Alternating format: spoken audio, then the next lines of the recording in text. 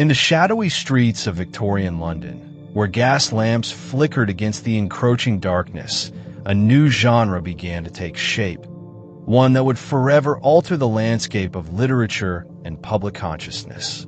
It was the age of penny dreadfuls, affordable publications that promised both terror and titillation to the masses. The allure of these sensational stories lay in their ability to transport readers into a world of crime and horror, teasing them with the unknown while simultaneously assuring them that such horrors were merely a page away. As the Industrial Revolution churned on, the population of London swelled, and with it the crime rate. The public was both fascinated and horrified by the tales of murder and mayhem that began to pour from the printing presses. One such tale, The String of Pearls, introduced readers to the infamous Sweeney Todd, a barber with a taste for blood. The narrative was woven with elements of chilling suspense, and it resonated deeply with a society grappling with its own moral dilemmas. "Have you read about the latest from Whitechapel?" asked Clara, a young woman with a penchant for the macabre, as she leaned closer to her friend Mary in the dimly lit parlor. "Another murder has taken place, and they say the killer is still at large." Mary shivered, her hands clutching the fabric of her dress. "It's terrifying, but isn't there something thrilling about it? We can read about these horrors without ever stepping into that world ourselves." Clara nodded, her eyes sparkling with excitement. "Exactly. The penny dreadfuls allow us to explore our darkest fears without consequence. It's like peeking through a keyhole into a realm of danger." But beyond the thrill, penny dreadfuls were also a reflection of the societal anxieties of the time. They mirrored the fear of the unknown, the dread of urban decay, and the moral questions that plague Victorian society. With each chilling tale, readers were confronted with the grim realities of crime and punishment, forcing them to grapple with their own values and beliefs. The infamous Jack the Ripper case emerged as the pinnacle of this genre, captivating and horrifying the public in equal measure. As the killer eluded capture, the stories surrounding his gruesome deeds morphed into a frenzy of speculation and sensationalism. Newspapers and penny dreadfuls alike fed the public's insatiable appetite for details, further entrenching the idea that crime was not merely a reality, but an entertainment spectacle. "Can you imagine if he were to come this way?" Mary whispered, her voice trembling. "What if he were hiding in plain sight, just waiting for his next victim?" Clara's gaze grew serious, the thrill of a narrative giving way to a sobering reality. "But it's not just a story, Mary. These are real lives being lost. We mustn't forget that behind the sensationalism lies true tragedy." As the evening wore on, the conversation shifted from the allure of the dreadful to the implications of such narratives. Were these tales merely entertainment, or did they serve a greater purpose in reflecting and shaping societal morals? Penny dreadfuls were not just stories. They were a cultural phenomenon that offered a lens through which to examine the complexities of human nature, crime, and morality in a rapidly changing world. As the gas lamps of Victorian London flickered into memory, a new era dawned, one illuminated by the bright, flickering lights of the cinema. The transition from printed word to moving image marked a pivotal moment in the evolution of true crime storytelling. Just as penny dreadfuls had captivated the minds of readers with their tales of terror, early cinema began to explore the darker corners of human nature through the lens of film noir and gripping documentaries. The emergence of film noir brought with it a distinct aesthetic, characterized by stark contrasts, shadowy figures, and morally ambiguous characters. This genre echoed the sensationalism of penny dreadfuls, yet transformed the narrative into a visual spectacle. As audiences settled into the darkness of theaters, They were thrust into the gritty realities of crime, much like the readers of Penny Dreadfuls who had peered into the abyss of society's fears. "Did you see the Maltese Falcon last night?" Clara asked Mary, her voice barely a whisper as they exited the theater, the night air heavy with intrigue. "I can't believe how they captured the essence of crime and deception." Mary's eyes sparkled with excitement. "It's fascinating how these characters are so flawed, yet relatable. The murky morality keeps us guessing, just like those Penny Dreadfuls we used to read, but on a grander scale." Clara nodded thoughtfully. "True, it's as if the stories have evolved, but that same thrill of suspense remains. These films delve into the psyche of both the criminal and the investigator, creating a complex dance of light and shadow. As the cinematic landscape expanded, so too did the exploration of true crime narratives. Documentaries began to emerge, offering a stark contrast to the dramatized portrayals of crime. One of the most significant contributions to this genre was Errol Morris's The Thin Blue Line. This groundbreaking film not only told the story of a wrongful conviction, but also challenged the audience to question the nature of truth and perception. It blurred the lines between reality and representation, much like the Penny Dreadfuls had done with their sensational narratives. "Can you believe that something like that could happen?" Mary exclaimed, her face flushed with disbelief after watching the documentary. "It's haunting to think that a person's life could be turned upside down by a mere misrepresentation." Clara responded, her tone serious. "That's the power of storytelling, Mary. Whether in print or on screen, narratives shape our understanding of justice and morality. They force us to confront uncomfortable truths." The impact of early true crime cinema was not limited to feature films. Television shows like Dragnet and the FBI played a crucial role in shaping public perception of crime. They brought the realities of police work into living rooms across America, emphasizing the dedication of law enforcement while often sensationalizing the dangers they faced. Those shows make it seem like every day is a battle against crime, Mary noted as they reminisced about their favorite episodes. "But I wonder, do they glorify the violence? Or do they serve as a warning?" Clara pondered for a moment before replying, "Perhaps both. Just like the Penny Dreadfuls, they tap into our fears while also providing a sense of control. By watching, we become part of the narrative, without ever stepping into the chaos ourselves." The transition from print to screen marked a significant evolution in the storytelling of true crime. As cinematic techniques advanced and narratives grew more complex, the genre began to reflect not only the public's fascination with crime, but also the changing moral landscape of society. The echoes of Penny Dreadfuls persisted, blending suspense, morality, and the human condition into a new canvas that would continue to evolve for generations to come. As the flickering lights of the cinema faded into the background, a new medium emerged that would transform storytelling once again: the internet. The digital age brought with it an explosion of content, democratizing the way true crime narratives were crafted and consumed. No longer confined to the pages of a newspaper or the silver screen, true crime found new life in online articles, blogs, and podcasts, allowing a diverse array of voices to contribute to the conversation. The surge of interest in true crime podcasts, spearheaded by groundbreaking shows like Serial, captivated audiences and ignited a cultural phenomenon. "Have you listened to Serial yet?" Clara asked, excitement bubbling in her voice as she settled in with Mary at their favorite cafe, the aroma of fresh coffee swirling around them.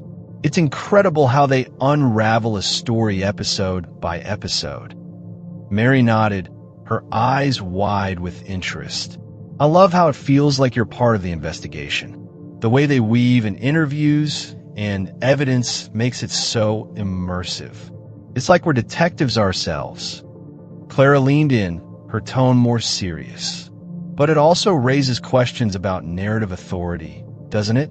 Who gets to tell these stories? And how do we ensure that we're representing the truth, especially when real lives are involved?" Their conversation turned reflective as they recognized the ethical dilemmas that accompanied this new format. With the democratization of content came the challenge of responsibility. "I think about the families affected by these crimes," Mary said softly, her brow furrowed. "Are they being exploited for entertainment? Or does sharing their stories help bring justice and awareness?" Clara sighed, contemplating the difficult balance between storytelling and respect. It's a fine line. While podcasts can shed light on injustices, they can also sensationalize pain. Sometimes I wonder if we're too eager to consume these narratives without considering the consequences for those who live them. The dialogue around true crime in the digital age was as complex as the narratives themselves. The rise of online platforms meant that anyone with a story could share their perspective, but the implications for accuracy and sensitivity were profound. The allure of true crime was undeniable. Its capacity to expose societal flaws, question morality, and engage listeners in a collective inquiry. Yet, as Clara and Mary continued their discussion, the weight of their reflections hung heavily in the air. "Perhaps the key is to approach these stories with empathy," Mary suggested, her voice steady. "If we recognize the humanity behind the headlines, we can appreciate the narratives without losing sight of the real lives involved." Clara smiled, grateful for her friend's insight. "Exactly. It's about fostering a deeper understanding of the complexities of crime, justice, and the human condition. Just as the Penny Dreadfuls and early films did, we must navigate the shadows with care." As they left the cafe, the sun setting behind them, Clara and Mary felt the pulse of a genre that had evolved yet again, one that reflected the intricacies of modern society. The internet had opened the floodgates for true crime storytelling, inviting a multitude of voices to join the conversation. While the digital age offered exciting possibilities, it also reminded them of the importance of ethical storytelling in a world where the lines between fact and fiction blurred. As Clara and Mary stepped outside the cafe, the world felt charged with the energy of stories waiting to be told. The rise of streaming platforms had propelled true crime into a new era, one where binge-watching and instant access transformed the way audiences engage with these narratives. Gone were the days of waiting for the next episode. Now, entire seasons could be consumed in one sitting, leaving viewers craving more, yet grappling with the implications of such consumption. "I just finished that Netflix documentary on the Zodiac Killer," Mary exclaimed, her eyes alight with enthusiasm. "It's fascinating how they dive deep into the psychology of the killer while also examining the societal impact of his crimes. It's like a real-life detective story." Clara nodded, her brow furrowing slightly. "But don't you think it's a double-edged sword? With the amount of content out there, it's easy to sensationalize these stories. The line between respectful storytelling and mere entertainment can easily get blurred." Mary leaned back, considering her friend's perspective. "You're right. It's almost like we're becoming desensitized to the horror of it all. True crime influencers on social media often glamorize these narratives, turning tragic events into viral content. It raises ethical questions about our responsibilities as consumers." "Exactly," Clara replied. "As viewers, we need to be mindful of the impact these stories have, not just on us, but on the families and communities involved. The rise of platforms like Netflix has put true crime front and center in popular culture. But at what cost? Their conversation sparked a deeper exploration of the implications of social media on true crime narratives. The algorithms that dictate what viewers see often prioritize sensational content, leaving little room for nuanced storytelling. I've noticed that the more sensational a true crime story is, the more engagement it gets, Mary pointed out. It's like we're drawn to the macabre, almost as if we can't look away. Clara sighed. It's a troubling trend.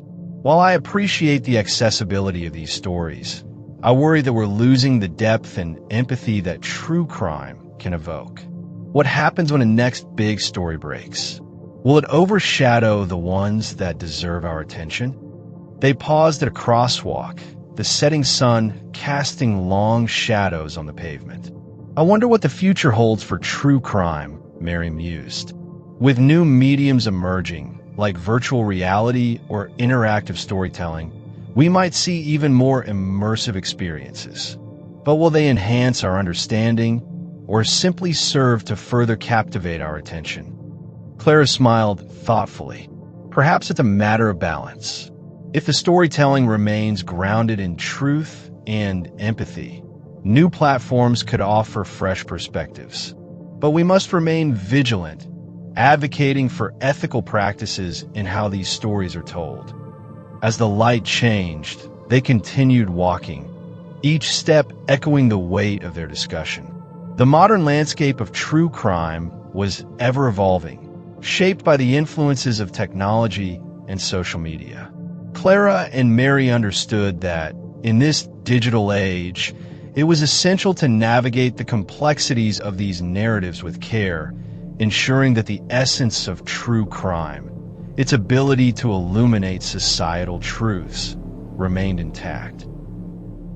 As Clara and Mary continued their walk, the weight of their previous conversation lingered, prompting them to explore the deeper motivations behind their fascination with true crime. They found themselves drawn to a nearby park, where the vibrant colors of autumn leaves provided a stark contrast to the dark themes they were discussing.